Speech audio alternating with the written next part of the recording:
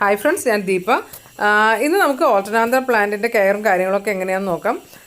ഈ ഒരു ചെടി ഞങ്ങളൊക്കെ ചെറുതായിരിക്കുമ്പോൾ ഒന്നിൽ രണ്ടിലൊക്കെ പഠിക്കുന്ന സമയത്ത് നാട്ടിലൊക്കെ ഒരുപാട് ഉണ്ടായിരുന്ന ഒരു ചെടിയാണ്. പക്ഷേ ഇപ്പോഴും ഉണ്ട്. പക്ഷേ ഇങ്ങനെ വെർട്ടിക്കൽ ഗാർഡനൊക്കെ ചെയ്യുന്ന അങ്ങനെയുള്ള കാര്യങ്ങൾക്ക് മാത്രമേ ഈ ചെടി ഒരുപാട് അങ്ങനെ ഇപ്പോൾ യൂസ് ചെയ്ത് കാണുന്നുള്ളൂ.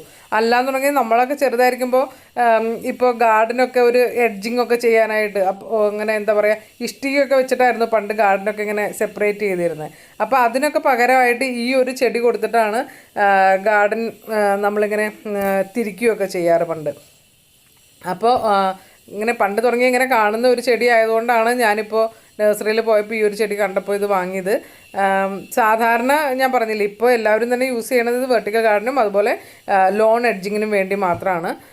പിന്നെ പണ്ടൊക്കെ പാർക്കുകളിലൊക്കെ നടുക്കൊക്കെ എന്തെങ്കിലും ലെറ്റേഴ്സ് പോലെ ഇങ്ങനെ എഴുതിയൊക്കെ വെക്കണം എന്നുണ്ടെങ്കിൽ അതിനും ഈ ഒരു ചെടി തന്നെയാണ് പണ്ട് യൂസ് ചെയ്തിരുന്നത്. അപ്പോൾ ഞാൻ ഈ ഒരു ചെടി വാങ്ങിയത് എന്തിനാണെന്ന് വെച്ചാൽ, ഞാൻ ഹാങ്ങിങ് ബാസ്ക്കറ്റായിട്ട് ചെയ്യാൻ വേണ്ടിയിട്ടാണ് വാങ്ങിയത്. അപ്പോൾ അതിന് വേണ്ടിയിട്ട് ഞാൻ ഇത് സെലക്ട് ചെയ്തിരിക്കുന്ന ഈ 2 പോട്ടാണ്. പിന്നെ ഒരു ചെടിയും കൂടെ, സാധാരണ നമ്മൾ കോമൺ ആയിട്ട് കാണുന്ന ആ ഒരു വെറൈറ്റി കൂടെ ഞാൻ വാങ്ങിയിട്ടുണ്ട്. ഒരു കൂടുതലൊരു പിങ്ക് ഷെയ്ഡ് അങ്ങനെ വരുന്ന ആ ഒരു ചെടി. അപ്പോൾ അത് ഞാൻ ഓൾറെഡി പോട്ട് ചെയ്ത് വെച്ചു. അപ്പോൾ അത് ഞാൻ നിങ്ങളെ പിന്നെ ഹാങ് ചെയ്തിട്ട് കാണിച്ചു തരാം. ആക്ച്വലി ഈ ഒരു പോട്ട് കണ്ടില്ലേ, ഇതിന് നമുക്കിങ്ങനെ ഹുക്കൊന്നും ഇല്ല ഇടാനായിട്ട്. അപ്പോൾ ഇത് ഹാങ് ചെയ്യാനായിട്ട് നമ്മൾ എന്തെങ്കിലും ഇപ്പോൾ മാക്രമേ പോലെയുള്ള എന്തെങ്കിലും വള്ളികളോ അല്ലെങ്കിൽ കമ്പിയൊക്കെ ഒന്ന് അഡ്ജസ്റ്റ് ചെയ്തിട്ട് ഹാങ് ചെയ്യാൻ പാകത്തിനായിട്ട് അങ്ങനെ ചെയ്യാൻ പറ്റും. അപ്പോൾ അതും ഞാൻ എങ്ങനെയാണ് ചെയ്ത് വെച്ചിരിക്കുന്നതെന്നുള്ള കാര്യം ഇത് കഴിയുമ്പോൾ നിങ്ങളെ കാണിച്ചു തരാം. അപ്പോൾ ഇത് നമ്മൾ ഹാങ് ചെയ്യാനായതുകൊണ്ട് കുറച്ച് ലൈറ്റായിട്ടുള്ള പോട്ടിംഗ് മിക്സർ യൂസ് ചെയ്യുന്നതാണ് നല്ലത്. കോക്കോപീറ്റൊക്കെ കുറച്ച് കൂടുതൽ ഇട്ടിട്ടോ അല്ലെങ്കിൽ ഇപ്പോൾ പെർലൈറ്റൊക്കെ യൂസ് ചെയ്യുന്നവരാണെന്നുണ്ടെങ്കിൽ അതൊക്കെ കൂടുതൽ മിക്സ് ചെയ്തിട്ട് ചെയ്യുന്നതാണ് നല്ലത്.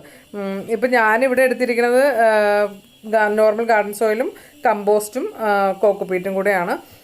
അപ്പോൾ ഇതിലും നമ്മൾ ഒരു പിടിയൊക്കെ എന്താ പറയണേ, വേപ്പിൻ പിണ്ണാക്കൊക്കെ ചേർത്ത് കൊടുക്കുക. അപ്പോൾ അതുകൊണ്ട് മണ്ണിൽ ഒരുപാട് ഇങ്ങനെ കീടങ്ങളൊന്നും ഉണ്ടാവില്ല.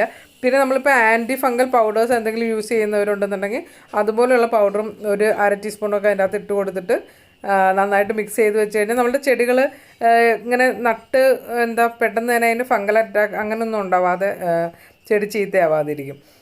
അപ്പോൾ ഇതുപോലെ എപ്പോഴും അതിൻ്റെ താഴെയുള്ള ഡ്രെയിനേജ് ഹോള് എന്തെങ്കിലും വെച്ചിട്ട് നമ്മളത് ക്ലോസ് ചെയ്യാം.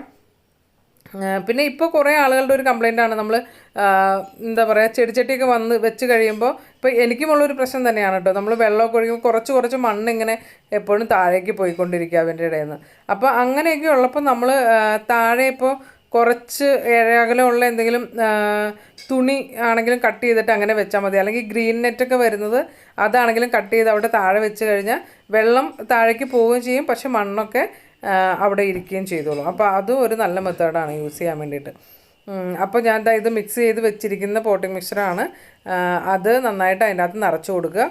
നിറച്ചിട്ട് ചെടി പോട്ട് ചെയ്യാവുന്നതാണ് നമുക്ക്.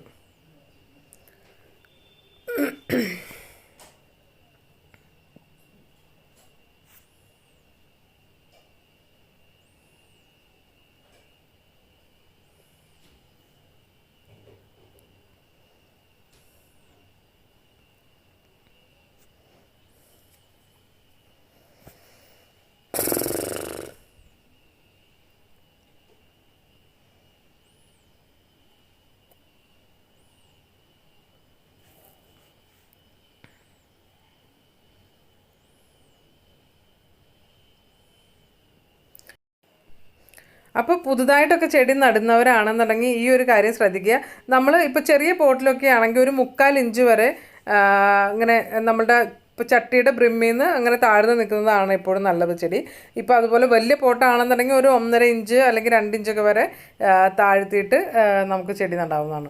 2 ഇഞ്ച് വരെ താഴ്ത്തണമെന്നില്ല, ഒരു 1.5 ഇഞ്ച് വരെയൊക്കെ ഓക്കെ ആയിരിക്കും. കാരണം നമ്മൾ വെള്ളം ഒഴിച്ച് കൊടുക്കുമ്പോൾ ആ മണ്ണൊക്കെ ഇങ്ങനെ കുത്തി പുറത്തേക്ക് വരാതിരിക്കാനും കുറച്ചൊരു വെള്ളമൊക്കെ വേനൽക്കാലമൊക്കെ ആണെന്നുണ്ടെങ്കിൽ കുറച്ചൊന്ന് കെട്ടി നിർത്താനൊക്കെ അത് നല്ലതാണ്.